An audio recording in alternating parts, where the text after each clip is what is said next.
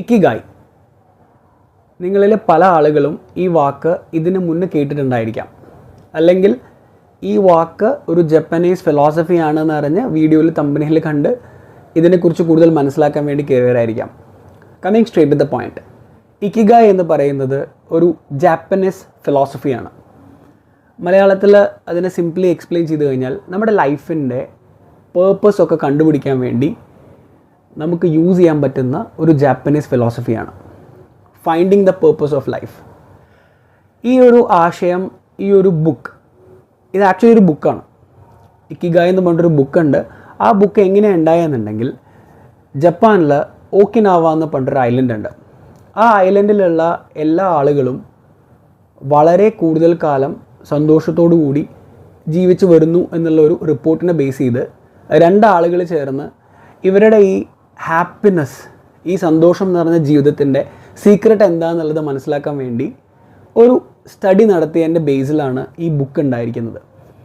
ഈ ബുക്കിലുടനീളം പറഞ്ഞിരിക്കുന്നത് അവരവിടെ പ്രാക്ടീസ് ചെയ്യുന്ന സന്തോഷത്തോടു കൂടി വളരെ കാലം ജീവിക്കുന്നതിന് വേണ്ടിയിട്ടുള്ള ടെക്നിക്സ് എങ്ങനെയാണ് ലൈഫിൽ കൊണ്ടുവരേണ്ടത് എന്നുള്ളത് ഈ രണ്ട് ഓതേഴ്സിന് പറഞ്ഞു കൊടുത്തതിനെ ബേസ് ചെയ്തിട്ടാണ് ഈ ബുക്ക് ഉണ്ടായിരിക്കുന്നത്. വളരെ ബ്യൂട്ടിഫുൾ ആയിട്ടൊരു ബുക്കാണ്. ഞാൻ ഈ വീഡിയോയിൽ ആ ബുക്ക് വായിച്ചതിന് ശേഷം എനിക്ക് ഏറ്റവും ക്യാച്ച് ആയിട്ട് തോന്നിയ 4 to 5 പോയിൻറ്റ്സ് എക്സ്പ്ലെയിൻ ചെയ്തു തരാം. ആദ്യം തന്നെ ഫുഡുമായിട്ട് റിലേറ്റ് ചെയ്തിട്ടുള്ളൊരു കാര്യമാണ് ഈ ബുക്കിൽ പറയുന്നത്.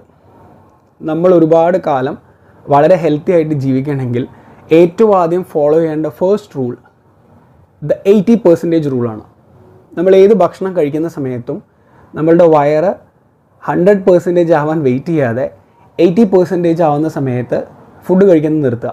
ഒരു 20% സ്പേസ് വയറിൽ വേക്കൻ്റായി ഇടുക. വൈ? ബിക്കോസ് ഇത് നമ്മളുടെ ടോട്ടൽ മെറ്റബോളിസത്തിനെയും ഡൈജഷനെയും ഒക്കെ ഭയങ്കരമായിട്ട് ഹെൽപ്പ് ചെയ്യും. ഇതിന് വളരെ ലോങ് ടേമിൽ പോസിറ്റീവായിട്ടുള്ള ബെനിഫിറ്റ്സ് ഉണ്ട്. ഇതാണ് ഈ ബുക്കിൽ ഡിസ്ക്രൈബ് ചെയ്യുന്ന ഫസ്റ്റ് പോയിന്റ്. ഇപ്പോൾ നമ്മൾ ആലോചിച്ച് നോക്കൂ, നമ്മളുടെ നാട്ടിൽ നമ്മളൊരു കല്യാണത്തിനൊക്കെ പോയി കഴിഞ്ഞാൽ, ഇത് ആരെയും കളിയാക്കാൻ വേണ്ടിയിട്ടല്ല, അല്ലെങ്കിൽ ഒരു തമാശ രീതിയിൽ പറയുന്നതല്ല, ഞാനടക്കമുള്ള ആളുകൾ നമ്മൾ ഫോളോ ചെയ്യുന്ന ഒരു കാര്യമാണ്. നമ്മളൊരു ബൊഫേയൊക്കെ പോയി കഴിഞ്ഞാൽ നമ്മളൊരു പ്ലേറ്റ് എടുത്തിട്ട് അവിടെ കിട്ടുന്ന എല്ലാ ഐറ്റംസും കൂടെ ഒരുമിച്ച് ആ പ്ലേറ്റിലെടുത്ത് നമ്മൾ കഴിക്കാൻ പോയിരിക്കും. അതിൽ ചിലപ്പോൾ നമുക്ക് ഇഷ്ടമില്ലാത്ത ഐറ്റംസ് ഉണ്ടായിരിക്കാം, ഇഷ്ടമുള്ള ഐറ്റംസ് ഉണ്ടായിരിക്കാം, പക്ഷേ നമ്മളെല്ലാം കൂടെ വാരി വലിച്ച് ആ പ്ലേറ്റിലെടുക്കും. ഈ ഒരു practice is very very wrong. നമ്മൾക്ക് ഏറ്റവും ഇഷ്ടമുള്ള ഭക്ഷണം ആസ്വദിച്ച് കഴിക്കണമെങ്കിൽ ഞാൻ ബിലീവ് ചെയ്യുന്നത് ആ ഒരു പോർഷൻ മാത്രം ആ ഒരു പ്ലേറ്റിലെടുത്ത് അത് വളരെ എൻജോയ് ചെയ്ത് ആസ്വദിച്ച് കഴിച്ചതിന് ശേഷം അടുത്ത പോർഷൻ എടുക്കാമല്ലോ. ചിലപ്പോൾ നമ്മൾ ആ ഒരു പോർഷൻ കഴിച്ചതിന് ശേഷം നമ്മുടെ വയറ് ഫുള്ളായിട്ടുണ്ടായിരിക്കാം. അപ്പോൾ അത്രയും ഫുഡ് വേസ്റ്റേജും കുറയ്ക്കാൻ പറ്റും. സോ ഈ ഒരു കല്യാണത്തിന് പോകുന്ന എക്സാമ്പിളും ജപ്പാൻ ഫിലോസഫി ആയിട്ട് കണക്ട് ചെയ്ത് കഴിഞ്ഞാൽ നമുക്ക് ഫോളോ ചെയ്യാൻ പറ്റുന്ന ഒരു കാര്യം എന്താണെന്നുണ്ടെങ്കിൽ, നമ്മൾ റെഗുലർലി ഭക്ഷണം കഴിക്കുന്ന സമയത്ത് കുറച്ച് പോർഷൻസ് ആയിട്ട് കഴിക്കാം. ഒരു പോർഷൻ കഴിച്ച് കഴിഞ്ഞതിന് ശേഷം അടുത്ത പോർഷൻ എടുക്കുന്നതിന് മുന്നേ ഒരു ടൈം ഡിലേ കൊടുക്കുക, വെയിറ്റ് ചെയ്യുക, ഒന്ന് ആലോചിക്കുക. അപ്പോൾ ചിലപ്പോൾ നമ്മുടെ വയറ് ഫുള്ളായിട്ടുണ്ടാവും, നമുക്ക് 80% സ്റ്റോപ്പ് ചെയ്യാൻ പറ്റുന്നുണ്ടാവും, ഓവർ ഈറ്റിംഗ് ഒക്കെ പ്രിവെൻറ്റ് ചെയ്യാൻ പറ്റും. This is first thing that described in the book.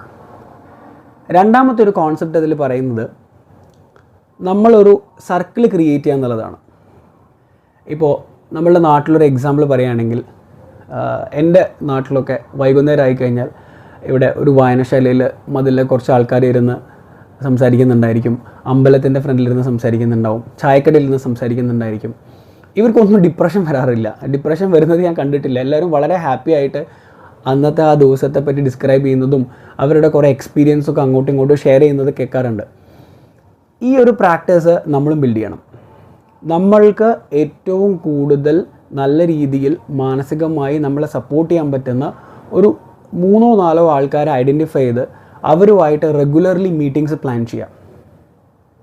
ഇത് ജപ്പാനിലെ ഈ ഓക്കിനാവ ഐലൻഡിലെ ആളുകൾ പ്രാക്ടീസ് ചെയ്തിട്ടുണ്ടായിരുന്ന ടെക്നിക്കായിരുന്നു. ഇമോഷണലി നമ്മളെ സപ്പോർട്ട് ചെയ്യാൻ വേണ്ടി നമ്മൾ തന്നെ ആളുകളെ കണ്ടുപിടിക്കുന്നു. ഇവരുമായിട്ട് കോൺസ്റ്റൻ്റ്ലി നമ്മൾ സംസാരിച്ചുകൊണ്ടിരിക്കുന്നു. പ്രത്യേകം ശ്രദ്ധിക്കേണ്ട കാര്യം, ഇങ്ങനെ കണ്ടുപിടിക്കുന്ന സർക്കിള് കുറച്ച് ആൾക്കാരെ പറ്റി കുറ്റം പറയാനോ അനാവശ്യമായിട്ടുള്ള ഒരു കാര്യമില്ലാത്ത ടോപ്പിക്സ് സംസാരിക്കാനോ ആവരുത്. ആ ഒരു കോൺവെർസേഷൻ കഴിഞ്ഞതിന് ശേഷം നമുക്ക് ആ കോൺവെർസേഷൻ ഒരു ടേക്ക് അവേ ഉണ്ടായിരിക്കണം.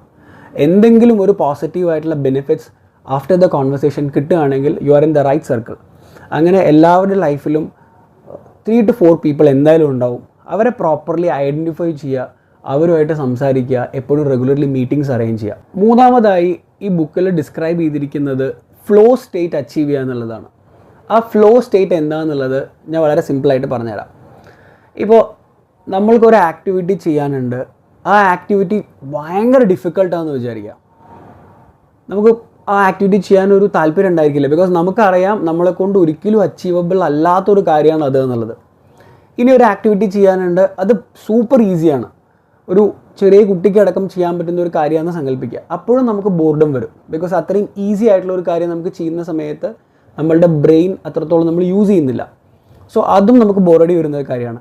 ഫ്ലോ സ്റ്റേറ്റ് എന്ന് പറഞ്ഞു കഴിഞ്ഞാൽ ഇതിന് രണ്ടിൻ്റെയും ഇടയിൽ വരുന്നൊരു സ്റ്റേറ്റാണ്. ഓരോ ഹ്യൂമൻ ബീയിങ്സിനും അവരുടെ കൊഗ്നിറ്റീവ് സ്കില്ല് വെച്ചിട്ടും അവരുടെ ഫിസിക്കൽ സ്കില്ല് വെച്ചിട്ടും അവർക്ക് ചെയ്യാൻ പറ്റാൻ ബുദ്ധിമുട്ടുണ്ട്, എന്നാൽ അവർ ട്രൈ ചെയ്താൽ അച്ചീവബിൾ ആയിട്ടുള്ള കാര്യമായിരിക്കാം. അങ്ങനെയുള്ള ആക്ടിവിറ്റീസ് നമ്മൾ ഐഡൻറ്റിഫൈ ചെയ്യണം. ആ ആക്ടിവിറ്റി ഐഡൻറ്റിഫൈ ചെയ്ത് അതിനെ ഗോളാക്കി സെറ്റ് ചെയ്ത് ആ ആക്ടിവിറ്റീസ് ചെയ്തുകൊണ്ടേയിരിക്കുക. ഈ ഫ്ലോ സ്റ്റേറ്റ് എന്താണെന്ന് മനസ്സിലാവാൻ വേണ്ടി ഞാൻ നമ്മളുടെ വീടുകളിലൊക്കെ കണ്ടുവരുന്ന ഒരു റെഗുലർ എക്സാമ്പിൾ, എല്ലാവർക്കും കണക്ട് ചെയ്യാൻ പറ്റുന്നൊരു സിനാരിയോ പറഞ്ഞുതരാം. നിങ്ങളുടെ വീട്ടിൽ നിങ്ങളുടെ പാരൻസ്, അച്ഛനൊക്കെ രാവിലെ എഴുന്നേറ്റ് കഴിഞ്ഞാൽ ഒരു ചായയൊക്കെ എടുത്തിട്ട് പേപ്പർ വായിക്കുന്ന ഒരു പ്രോസസ്സ്. അതും അല്ലെങ്കിൽ നിങ്ങളുടെ അമ്മ, ഇപ്പോൾ നിങ്ങൾക്കൊരു പച്ചക്കറി തോട്ടമൊക്കെ ഉണ്ടെങ്കിൽ എല്ലാ ദിവസവും രാവിലെ ആ പച്ചക്കറി തോട്ടത്തിൽ പോയി അവിടെ എന്തെങ്കിലും ഹാർവെസ്റ്റ് ചെയ്യാനായിട്ടുണ്ടോ, എന്തെങ്കിലും കിട്ടുമോ എന്നുള്ളത് നോക്കുന്നൊരു പ്രോസസ്സ്. ഇവർ രണ്ടുപേരും ആ ആക്ടിവിറ്റി വളരെ കോൺസെൻട്രേറ്റ് ചെയ്ത് ഫുള്ളി ഫോക്കസ്ഡായി ഓരോ മിനിറ്റും ആ പ്രോസസ്സ് എൻജോയ് ചെയ്തിട്ടായിരിക്കും ചെയ്യുന്നുണ്ടായിരിക്കാം. ഞാൻ കണ്ടിട്ടുണ്ട്, അതുപോലെ നിങ്ങൾക്ക് കണക്ട് ചെയ്യാൻ പറ്റും. ഈ ഒരു പ്രോസസ്സ്, ഈ രണ്ട് എക്സാമ്പിളിൽ ആ മനുഷ്യന്മാർ പോയിക്കൊണ്ടിരിക്കുന്ന മാനസികാവസ്ഥ എന്താണോ അതാണ് ഫ്ലോ സ്റ്റേറ്റ്. ഇതുപോലെ നിങ്ങൾക്കും നിങ്ങളുടെ കൊഗ്നിറ്റീവ് സ്കില്ല് കംപ്ലീറ്റ്ലി യൂസ് ചെയ്ത് ഫുള്ളി ഫോക്കസ്ഡ് ആയിട്ട് നിങ്ങളുടെ ഡിഫിക്കൽട്ടി ലെവൽ വരെ അച്ചീവ് ചെയ്യാൻ പറ്റുന്നത് പോലത്തെ കുറച്ച് കാര്യങ്ങൾ ഉണ്ടായിരിക്കാം. ആ കാര്യങ്ങൾ നിങ്ങൾ ഐഡൻറ്റിഫൈ ചെയ്യണം.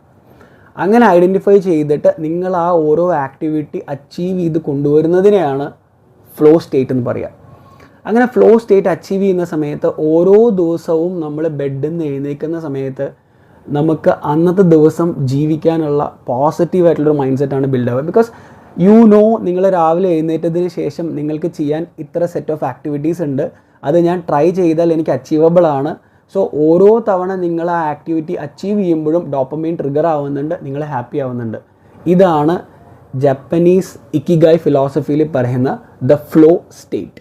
ഫൈനലി ആ ബുക്കിൽ എനിക്ക് ഏറ്റവും കൂടുതൽ ക്യാച്ച് ആയിട്ട് തോന്നിയ ഒരു പോർഷൻ എന്താണെന്നുണ്ടെങ്കിൽ ഇംപെർഫെക്ഷൻസിനെ നമ്മൾ ലവ് ചെയ്യുക എന്നുള്ളതാണ്. ഈ ലോകത്തിൽ ഏതൊരു പ്രോസസ്സ് എടുത്താലും, ഏതൊരു പേഴ്സൺ എടുത്താലും, ഏതൊരു ആക്ടിവിറ്റി എടുത്താലും, എന്ത് തന്നെ എടുത്താലും 100% പെർഫെക്റ്റ് ആയതോ ഐഡിയലോ ആയിട്ടുള്ള ഒരു കാര്യമില്ല. എല്ലാ പ്രോസസ്സിലും എല്ലാ ആളുകൾക്കും എന്തെങ്കിലും ഒരു അനോമലി ഉണ്ടാവും. ലൈക്ക് ഒരു 1% അല്ലെങ്കിൽ ഒരു 0.1% അനോമലി എന്തായാലും ഉണ്ടാവും. അപ്പോൾ it is A part of the nature. അതൊരു പ്രകൃതി നിയമമാണ്. 100% പെർഫെക്റ്റ് ആയിട്ടുള്ള ഒരു കാര്യമില്ല എന്നുള്ളത്. സോ നമ്മൾ നമ്മുടെ ലൈഫിൽ എന്തെങ്കിലും ഒരു ഇഷ്യൂ ഫേസ് ചെയ്യുന്ന സമയത്ത്, ഒരു പ്രോബ്ലം ഫേസ് ചെയ്യുന്ന സമയത്ത്, പെർഫെക്റ്റ് അല്ലാത്ത എന്തെങ്കിലും ഒരു സിനാരിയോ വരുന്ന സമയത്ത് നമ്മൾ അതേ മൈൻഡ് സെറ്റിൽ ചിന്തിച്ചാൽ മതി. ഇപ്പോൾ എൻ്റെ ലൈഫിൽ നടക്കുന്നത് ഇംപെർഫെക്റ്റ് ആയിട്ടുള്ളൊരു കാര്യമാണ്, ഇത് ലൈഫിൻ്റെ ഭാഗമാണ്. അങ്ങനെ ആ ഇംപെർഫെക്ഷൻസിനെ ഈ ജപ്പനീസ് ആളുകൾ കുറേ അധികം അക്സെപ്റ്റ് ചെയ്തിരുന്നു. ആ ഇംപെർഫെക്ഷൻസിനെ ഇംപെർഫെക്ഷൻസിനോടുകൂടി ജീവിക്കാൻ അവരുടെ മൈൻഡ് സെറ്റ് അവർ ബിൽഡ് ചെയ്തിട്ടുണ്ടായിരുന്നു. അപ്പോൾ നമ്മുടെ ലൈഫിൽ നടക്കുന്ന അൺപ്രസിഡൻറ്റഡ് ആയിട്ടുള്ള, അൺപ്രെഡിക്റ്റബിൾ ആയിട്ടുള്ള കാര്യങ്ങൾക്കെല്ലാം നമ്മൾക്ക് വേറൊരു ഡയമെൻഷനിൽ ചിന്തിക്കാനുള്ള കപ്പാസിറ്റി ബ്രെയിനിന് ബിൽഡ് ചെയ്യാൻ പറ്റും. ഇക്കിഗായ് എന്നുള്ളൊരു ടോപ്പിക്ക് ഞാൻ കുറേ ആയിട്ട് ചെയ്യണമെന്ന് ആഗ്രഹിച്ചതായിരുന്നു. പക്ഷേ ഇന്നിത് ചെയ്യാനുള്ള കാരണം, ഇന്നലെ ഞാൻ പുറത്തു പോയ സമയത്ത് ഒരാളെ പരിചയപ്പെട്ടു. ഞാൻ യൂഷ്വലി എൻ്റെ സ്ഥിരം ഹാങ് ഔട്ട് സ്പോട്ടിൽ പോയി അവിൽ മിൽക്ക് കുടിക്കാറുണ്ട്. അവിടെ പോയപ്പോൾ ആ ഒരു ഷോപ്പിൻ്റെ ഓണറെ ഞാൻ കണ്ടു. വളരെ യാദൃശ്ചികമായി പുള്ളിയോട് സംസാരിക്കാനുള്ളൊരു ഓപ്പർച്യൂണിറ്റി കിട്ടി. സംസാരിച്ചിങ്ങനെ വന്ന് കോൺവെർസേഷൻ വളരെ പോസിറ്റീവായിട്ട് വന്നു. കുറേ കാര്യങ്ങൾ സംസാരിച്ചു. അത് കഴിഞ്ഞ് പുള്ളിക്ക് ഈ ബിസിനസ് അല്ലാതെ, ഈ കഫേ ബിസിനസ് അല്ലാതെ വേറെ ഒരുപാട് ബിസിനസ് ഉണ്ട്. അപ്പോൾ പുള്ളി വളരെ കാഷ്വലായിട്ട് പറഞ്ഞൊരു പോയിൻ്റ് എനിക്ക് നല്ലോണം സ്ട്രൈക്കായി. പുള്ളി പറഞ്ഞു വന്നത്, എൻ്റെ ബിസിനസ്സിൽ പല പ്രശ്നങ്ങളും വരാറുണ്ട്, ഞാൻ വിചാരിച്ചതുപോലെ എനിക്ക് പ്രോഫിറ്റ് കിട്ടില്ല, ഞങ്ങളുടെ ടേൺ ഓവറൊക്കെ കേട്ട് കഴിഞ്ഞാൽ നിങ്ങൾ ഞെട്ടും, പക്ഷേ ഞങ്ങൾക്ക് എത്രത്തോളം ആ പൈസ നമുക്ക് യൂസ് ചെയ്യാൻ പറ്റും എന്നുള്ളത് പുറത്ത് പറയാൻ പറ്റില്ല. അത്രയും പ്രശ്നങ്ങളൊക്കെ വരാറുണ്ട്. പക്ഷേ പുള്ളി അവിടെ ഫോളോ ചെയ്യുന്ന റൂൾ, എന്ത് പ്രശ്നം വന്നാലും അവിടെ ആ പ്രശ്നത്തിനെ പറ്റി ആലോചിച്ച് നോക്കാതെ അടുത്ത പരിപാടി നോക്കുക. ആ പ്രശ്നം അവിടെ സംഭവിച്ചു, എഗ്രീഡ്. ആ പ്രശ്നത്തെ പറ്റി ആലോചിച്ചുകൊണ്ടിരുന്നത് കൊണ്ട് അത് മാറാനൊന്നും പോകുന്നില്ലല്ലോ. അടുത്ത പരിപാടി നോക്കാമെന്ന് പുള്ളി വളരെ സിമ്പിളായിട്ട് പറഞ്ഞു, വളരെ കാഷ്വലായിട്ട് പറഞ്ഞു. അപ്പോൾ എനിക്ക് തോന്നി ഇത് വലിയ റോക്കറ്റ് സയൻസ് ഒന്നും അല്ല, ഇത് വളരെ സിമ്പിളായി നമ്മൾക്ക് നമ്മുടെ ലൈഫിൽ കൊണ്ടുവരാൻ പറ്റുന്നൊരു ഫിലോസഫിയാണ്. അതിന് ചിലപ്പോൾ ചില ബുക്കുകളോ ചില ആളുകളുടെ സ്പീച്ചസോ ചില ആളുകൾ പറയുന്ന ഓരോ വാക്കുകളൊക്കെ നമുക്ക് സ്ട്രൈക്ക് ആവും. എനിക്ക് പേഴ്സണലി പുള്ളിയുടെ കൂടെ ഇന്നലത്തെ കോൺവെർസേഷന് ശേഷം വളരെയധികം സ്ട്രൈക്കായിട്ടൊരു പോയിൻ്റായിരുന്നു അത്. നിങ്ങൾക്കും അതുപോലെ എൻ്റെ ഈ ഒരു പർട്ടിക്കുലർ എപ്പിസോഡ് പോസിറ്റീവായിട്ടുള്ളൊരു ഇമ്പാക്റ്റ് നിങ്ങളുടെ ലൈഫിൽ കൊണ്ടുവരാൻ പറ്റിയിട്ടുണ്ടെങ്കിൽ that is better. Think about it, give it a thought. ഞാൻ പറഞ്ഞ കോൺസെപ്റ്റുകളെ പറ്റിയും ഞാൻ പറഞ്ഞ കാര്യങ്ങളെ പറ്റിയും നിങ്ങളുടെ ലൈഫിൽ നിങ്ങൾക്ക് ഇംപ്ലിമെൻറ്റ് ചെയ്യാൻ പറ്റുമോ എന്നുള്ളത് ആലോചിച്ച് നോക്കൂ. I will come up with next video. Thanks for watching.